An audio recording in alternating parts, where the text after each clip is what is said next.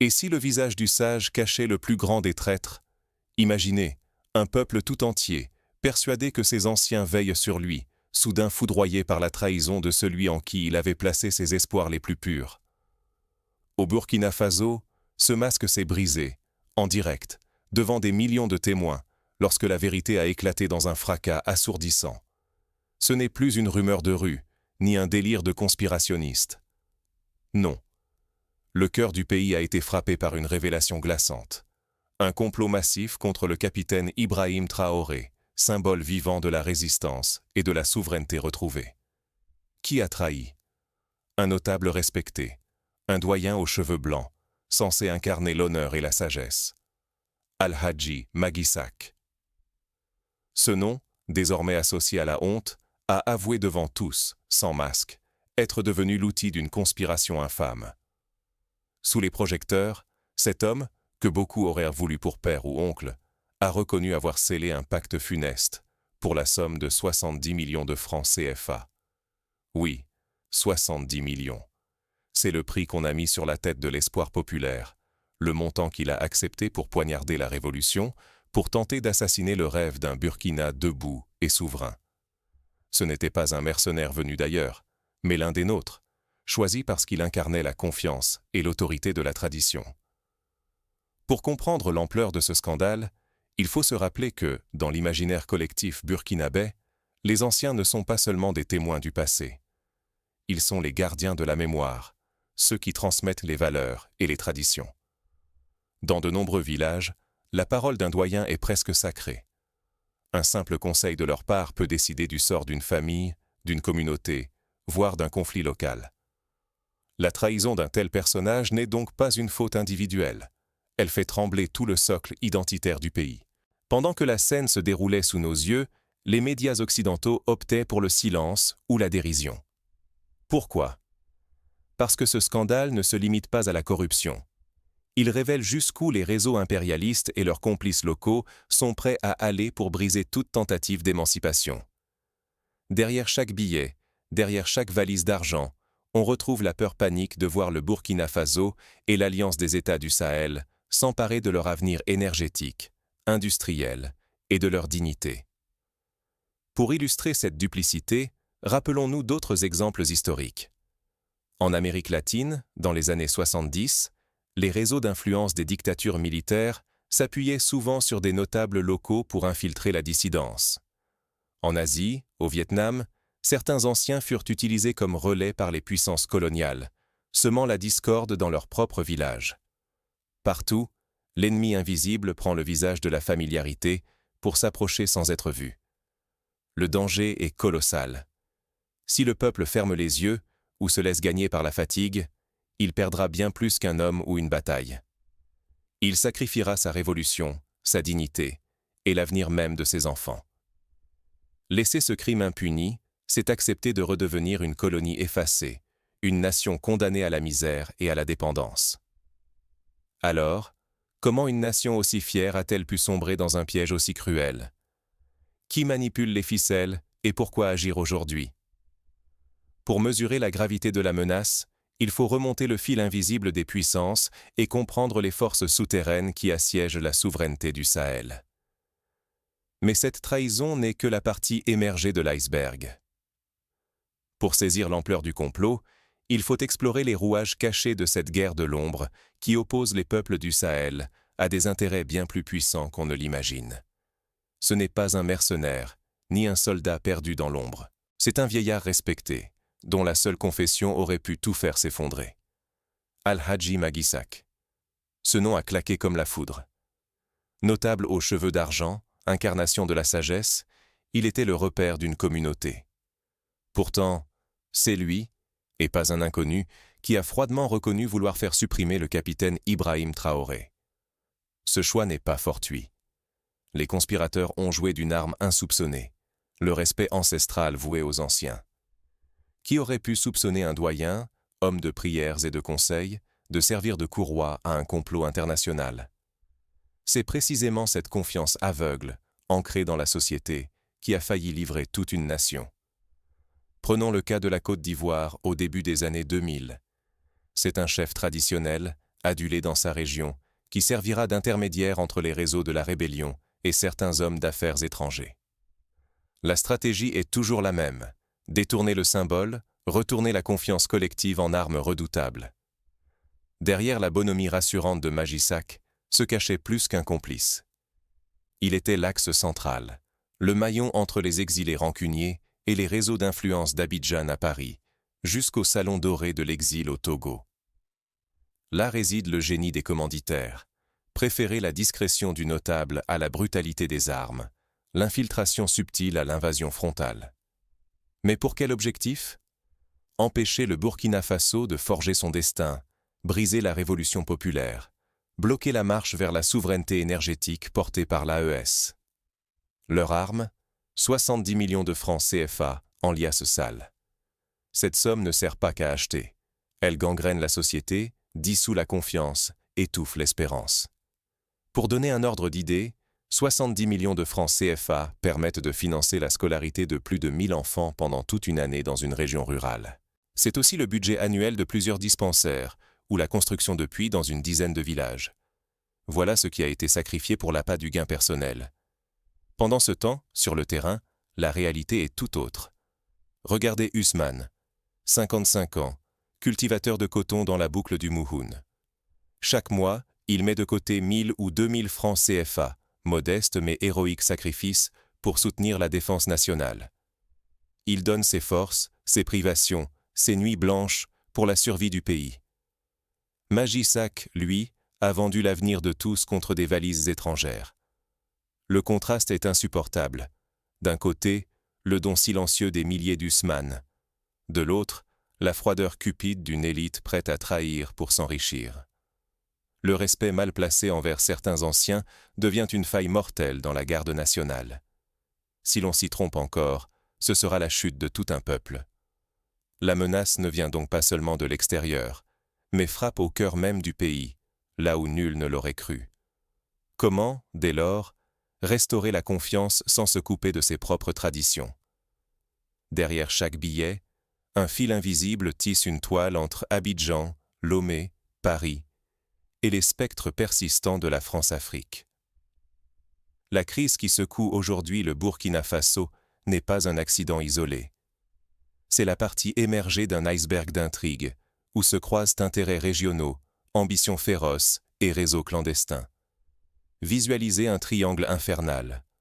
Au sommet, le Togo, plaque tournante logistique, pivot discret mais crucial pour le passage des fonds, des hommes et des informations. À l'ouest, la Côte d'Ivoire, base arrière, coffre-fort, point de départ des valises de billets. Au nord, le Burkina Faso, cible à abattre, théâtre d'opération où se joue la survie d'un peuple.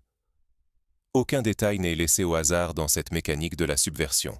Un exemple frappant, lors des tentatives de déstabilisation en Guinée-Bissau dans les années 2000, les réseaux utilisaient aussi des circuits triangulaires, mêlant Dakar, Lisbonne et des paradis fiscaux. Le même schéma se reproduit, preuve que les vieilles recettes de subversion n'ont pas disparu. Au cœur de ce dispositif, un nom demeure, Paul-Henri Sandaogo Damiba. L'ancien président déchu, désormais exilé, mijote sa revanche. Pour lui, il ne s'agit pas seulement de reprendre le pouvoir. Il y va de son orgueil, d'une lutte personnelle contre ceux qui l'ont évincé, et d'une ultime occasion d'entrer dans l'histoire, quitte à semer la discorde. Damiba n'est pas seul. Derrière lui, des réseaux d'influence s'activent depuis Abidjan, où quelques notables, hommes d'affaires et anciens dignitaires ivoiriens ferment les yeux, ou, pire, participent à la déstabilisation du voisin sahélien.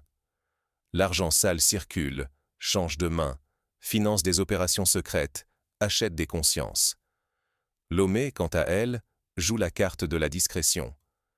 Mais, dans les villas cossues et les hôtels feutrés, le sort du Burkina Faso se négocie comme une partie d'échecs truquée. Pour mieux saisir l'étendue de l'ingérence, souvenons-nous de la Libye en 2011. Des réunions discrètes à Tunis, des transferts de fonds à Malte, des complicités d'hommes d'affaires occidentaux. À chaque fois, la stratégie est la même, frapper là où l'État est fragile et s'appuyer sur des relais locaux pour dissimuler les véritables commanditaires. Au-dessus, plane l'ombre pesante des puissances étrangères. Certains pays occidentaux, nostalgiques de leur domination passée, tolèrent l'émergence de l'Alliance des États du Sahel avec inquiétude. La quête d'indépendance énergétique portée par la révolution burkinabé dérange. Alors, on ferme les yeux sur les agissements douteux de ses ressortissants, on encourage les élites locales complices, on mobilise des médias influents pour façonner l'opinion, tout en prétendant défendre les droits de l'homme. Car il s'agit aussi d'une guerre de l'information. Les grands médias internationaux, parfois complices ou sous pression, minimisent la crise, détournent l'attention, ou pire, justifient l'ingérence au nom de la stabilité. Sur les réseaux sociaux, la désinformation explose. Fausses rumeurs, intox, peur et confusion s'installent dans les esprits. À titre d'exemple, lors du printemps arabe, plusieurs chaînes internationales ont été accusées d'amplifier certains récits tout en occultant les véritables enjeux de souveraineté. Les discours sont soigneusement calibrés pour détourner l'attention de la mainmise sur les ressources. Finalement, laisser faire, c'est accepter le retour du néocolonialisme, offrir le pays aux prédateurs et condamner le peuple à la misère éternelle. C'est oublier une vérité simple. Derrière chaque billet, il y a une chaîne de commandement, des intérêts croisés et une guerre de l'ombre pour le contrôle du sous-sol, du pouvoir et du rêve d'indépendance. Mais pourquoi maintenant ? Pourquoi risquer autant pour plonger le Burkina Faso dans la tempête ? Le contexte mondial a changé, et l'enjeu énergétique place le Sahel au centre de toutes les convoitises. Mais derrière ce bras de fer, un nouvel espoir prend racine. La résistance populaire et la solidarité régionale pourraient bien faire basculer l'histoire. Regardons de plus près le facteur énergétique. Aujourd'hui, les ressources minières du Burkina Faso, notamment l'or et le manganèse, attisent les convoitises. Mais c'est surtout le projet d'accès à l'énergie nucléaire civile, en partenariat avec la Russie, qui inquiète les anciennes puissances coloniales. Cet accès à l'électricité bon marché permettrait au pays d'industrialiser sa production agricole, de développer des usines textiles, de bâtir des infrastructures médicales modernes. En somme, de sortir du cercle vicieux de la dépendance. Et si ces valises de la honte avaient atteint leur cible, à quoi ressemblerait le Burkina Faso aujourd'hui ? Imaginez un instant. Le complot fonctionne. La révolution est étouffée avant de pouvoir grandir. Que deviendrions-nous alors ? Le scénario du pire. La trahison ouvre la porte à un nouveau règne de la dictature, à une répression impitoyable, au pillage organisé des richesses. Les bases militaires étrangères reviennent sous couvert de sécurité, mais leur vrai objectif est clair, s'accaparer l'or, le coton et l'avenir du pays. L'électricité devient rare et inaccessible, bloquant toute velléité d'industrialisation. Les écoles ferment, les jeunes fuient ou sombrent dans la violence. La peur étouffe l'espoir, et la honte ronge le pays. Ce n'est pas une vue de l'esprit. En 2003, au Congo-Brazzaville, un complot similaire avait permis à une élite corrompue de livrer les champs pétroliers à des multinationales étrangères, appauvrissant durablement la population. Les conséquences se font sentir encore aujourd'hui, avec des taux de chômage records et une jeunesse sans perspective. Mais tout n'est pas perdu. Un autre chemin existe, celui de l'espoir. Grâce à la lucidité populaire, au courage de citoyens comme Usman et à la force de l'Alliance des États du Sahel, une autre perspective s'ouvre. Un futur d'unité, où chaque Burkinabé découvre que sa voix et sa vigilance valent plus que toutes les valises de billets. La souveraineté énergétique, obtenue par des accords stratégiques sur le nucléaire civil avec la Russie, permet l'émergence d'une industrialisation locale. Bientôt, le courant devient abondant et abordable, alimentant écoles, hôpitaux, ateliers et créant des emplois pour la jeunesse. Le pays se relève, fier et innovant. Prenons l'exemple du Ghana, qui, après avoir nationalisé ses mines d'or dans les années 90, a pu consacrer une partie des recettes à l'éducation et à la santé, réduisant massivement la mortalité infantile et augmentant le nombre de diplômés. Le Burkina Faso, sur la même voie, peut viser ce type de succès. Ce choix entre ténèbres et lumière repose sur un facteur central, l'AES. Cette alliance régionale, fruit du refus de l'asservissement, inquiète les puissances occidentales comme jamais auparavant. Leur crainte est réelle. Ils voient dans notre union la fin d'un système où l'Afrique n'était qu'un réservoir de matières premières, jamais une terre d'industrie. Les centrales nucléaires, le contrôle de l'énergie, tout cela est stratégique. C'est l'arme qui brise la dépendance et le chantage. Si nous cédons à la division ou à l'apathie, ce sont nos enfants qui subiront les conséquences. Leur avenir sera fait de privations, de honte et d'humiliation. Mais si nous choisissons l'audace, la cohésion et la résistance, la sécurité et la fierté nationale redeviendront notre héritage. Chaque décision compte désormais. L'avenir du Burkina Faso, la sécurité des familles et la dignité du peuple dépendent de notre réaction face à la trahison. Ce n'est pas seulement une question d'honneur, c'est une lutte pour la survie et pour notre place parmi les grandes nations. Pour éviter le pire, il ne suffit pas d'accuser. Il faut agir, comprendre notre force collective et s'unir pour défendre notre souveraineté. Mais comment transformer ce sursaut en action concrète? Qui, aujourd'hui, osera franchir le pas décisif? L'intégrité individuelle demeure le rempart ultime contre la corruption systémique. Face à un complot de plusieurs dizaines de millions de francs CFA, les discours et les institutions seuls ne suffisent pas. Chaque jour, ce sont les actes de milliers de patriotes anonymes qui protègent la révolution. Pensons à ces Burkinabés, cultivateurs, enseignants, commerçants, qui ont refusé l'argent facile, résisté aux menaces et choisi la dignité dans l'ombre. Pour illustrer ce point, rappelons-nous du Sénégal lors des manifestations de 2021. Des étudiants ont refusé les offres de groupes mafieux pour saboter les réseaux électriques, préférant protéger les infrastructures vitales. Leur courage a permis d'éviter un chaos généralisé et a renforcé la solidarité nationale. Ces héros silencieux prouvent que la conscience ne s'achète pas et que la véritable force d'un peuple réside dans sa fidélité à ses valeurs. Là où certains notables ont vendu la patrie, eux ont, sans attendre de reconnaissance, sauvé la révolution par un geste, un mot, un refus quotidien. Chacun a contribué à barrer la route à la corruption et à l'imposture. Aujourd'hui, le silence n'est plus permis. L'appel à la justice retentit. Il faut exiger l'extradition de Paul-Henri Damiba, que cesse l'impunité pour tous ceux qui ont trahi ou profité de cette trahison. Aucun titre, aucune fonction, aucune origine ne justifie de vendre la vie de ses compatriotes pour quelques valises bourrées d'argent. La justice n'est pas la vengeance, mais la restauration de l'honneur du Burkina Faso et la promesse qu'aucun enfant, demain, ne paiera le prix des fautes de ses aînés. Si nous fermons les yeux aujourd'hui, demain, nos enfants vivront sous la loi des corrompus, et la tragédie se répétera encore et encore. La diaspora a un rôle crucial à jouer. Face à la propagande étrangère qui nie ou étouffe la vérité, chaque Burkinabé de l'extérieur doit raconter l'histoire véritable, transmettre les faits, mobiliser l'opinion internationale contre les manipulations et les mensonges. La guerre n'a pas lieu seulement sur le terrain, mais aussi dans les esprits et sur les réseaux sociaux. Pour donner du poids à cet engagement, le Nigeria a montré l'exemple en 2018.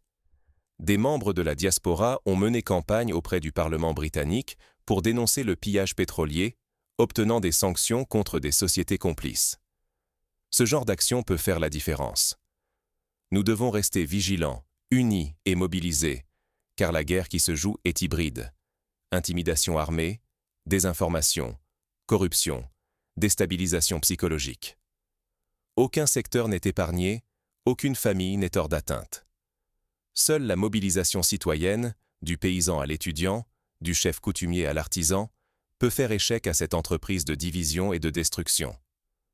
N'oublions pas la dimension spirituelle. Dans les villages, beaucoup invoquent la protection des ancêtres pour conjurer le malheur. Pourtant, la bénédiction des ancêtres ne protège que ceux qui accomplissent leur devoir et ne trahissent pas la patrie.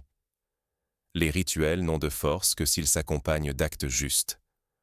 Aucune incantation ne sauvera le peuple s'il tolère la trahison ou ferme les yeux sur l'injustice. Dans l'histoire récente de l'Afrique du Sud, l'appel aux ancêtres fut un moteur de la lutte anti-apartheid, mais ce n'est que par l'action concrète, la désobéissance civile et la solidarité que le peuple a pu surmonter la division imposée de l'extérieur. Au Burkina Faso, la foi et la tradition doivent servir de levier pour la justice et non de prétexte pour l'inaction.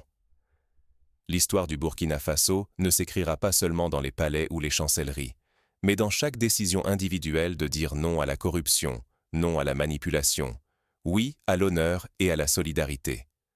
L'abstention, la passivité ou la résignation ouvrent la porte à la répétition des tragédies du passé. L'action, au contraire, rend possible la victoire sur le mensonge et la soumission. C'est le moment de faire bloc, de refuser la fatalité et d'inscrire ensemble une nouvelle page de notre histoire. À chacun de prendre sa part de responsabilité, de poser un acte concret, aussi modeste soit-il, pour la patrie. C'est ce qui distingue les peuples libres de ceux qui subissent leur destin. L'heure est venue de démontrer, par nos gestes, que nous refusons d'être achetés et que nous sommes prêts à défendre la souveraineté de notre nation, coûte que coûte. Mais derrière chaque acte de résistance, une guerre invisible fait rage, menée par des puissances étrangères et des élites locales prêtes à tout. Cette lutte de l'ombre menace jusqu'à l'âme de la nation. Pour illustrer cette guerre, on peut se souvenir de la lutte pour l'indépendance du Cap-Vert. Là aussi, ce sont des élites locales, parfois infiltrées, qui tentèrent de saboter la résistance des villages. Mais par la vigilance des femmes, la solidarité des pêcheurs et la détermination des anciens, la trahison fut déjouée. La révolution ne s'arrête pas à une trahison démasquée. Elle réclame notre serment, notre force et notre persévérance. Aujourd'hui, nous savons jusqu'où ils sont prêts à aller pour nous enchaîner à notre passé. Ce n'était pas un incident isolé, ni une simple tentative d'achat de conscience. Derrière ces valises de 70 millions de francs CFA, il y a la main glacée de l'impérialisme, les réseaux occultes étrangers et la complicité de nos propres aînés dévoyés. Mais la victoire contre la trahison n'est jamais définitive. Aucun procès, aucune arrestation, même spectaculaire, ne peut garantir notre avenir. La révolution burkinabé a franchi une nuit de menaces, mais l'aube est encore fragile. Chaque silence, chaque relâchement ouvre la voie à de nouvelles manœuvres de l'ombre. Ne pas agir aujourd'hui, c'est trahir la mémoire de celles et ceux qui ont résisté. C'est effacer le sacrifice d'Ousmane et de milliers de patriotes qui, malgré la peur, malgré la pauvreté, ont préféré défendre la patrie avec leur sueur, leurs maigres économies et leur dignité. Eux n'ont pas courbé l'échine devant l'argent sale. Eux savent que la liberté ne s'achète pas. Chacun porte une part de cette vigilance. La révolution n'est pas un spectacle, c'est un acte quotidien. Défendre la souveraineté, protéger nos ressources, dénoncer chaque infiltration. Rester passif, c'est abandonner notre avenir à des traîtres et à des prédateurs étrangers. Alors, aujourd'hui, faisons-leur entendre notre refus. Protester, refuser la trahison, exiger justice et transparence. Abonnez-vous, partagez la vérité, inscrivez non en commentaire pour bâtir un rempart contre la manipulation et l'oubli. La victoire reste fragile, mais ensemble, elle devient notre arme. La révolution n'appartient ni à un homme, ni à un parti, mais à un peuple entier qui refuse d'être vendu. Souvenons-nous, l'ennemi ne renoncera jamais sans lutter. Et nous non plus. Le combat pour la souveraineté énergétique, l'unité de l'Alliance des États du Sahel et la dignité de la région ne fait que commencer. Restons vigilants, solidaires, prêts à déjouer la prochaine offensive, car chaque jour l'histoire s'écrit, et chaque choix pèse sur notre avenir. Prenons pour finir un exemple concret de résistance citoyenne. En 2023, lors de la tentative de putsch au Gabon, ce sont les syndicats et les associations de jeunes qui ont bloqué l'accès aux ressources stratégiques du port de Libreville, paralysant les réseaux de déstabilisation. Leur message était simple. Le pays appartient à son peuple, pas aux valises d'argent. À Ouagadougou, chaque citoyen peut s'inspirer de ces exemples. Signaler les tentatives de corruption, refuser les fausses promesses d'emploi en échange de silence, organiser des débats publics sur la souveraineté. Les radios communautaires, les groupes de discussion WhatsApp, les clubs de lecture dans les lycées sont autant de terrains d'action. Un geste, une parole, un refus peuvent changer le destin du pays. En somme, la leçon de cette trahison n'est pas seulement de dénoncer les coupables, mais de bâtir une vigilance collective, un esprit de résistance et de solidarité. La révolution exige de chacun de nous un engagement ferme, une lucidité sans faille, et la conviction que l'histoire appartient à ceux qui refusent la fatalité. Alors, aujourd'hui, que chacun prenne la plume, la parole ou la pioche, et s'engage à défendre le Burkina Faso. Unis, nous sommes plus forts que toutes les valises de la honte. Ensemble, écrivons la suite de notre histoire, une histoire de dignité retrouvée, d'énergie conquise, de jeunesse debout. La question n'est plus « Qui a trahi ?», mais « Qui résiste ?»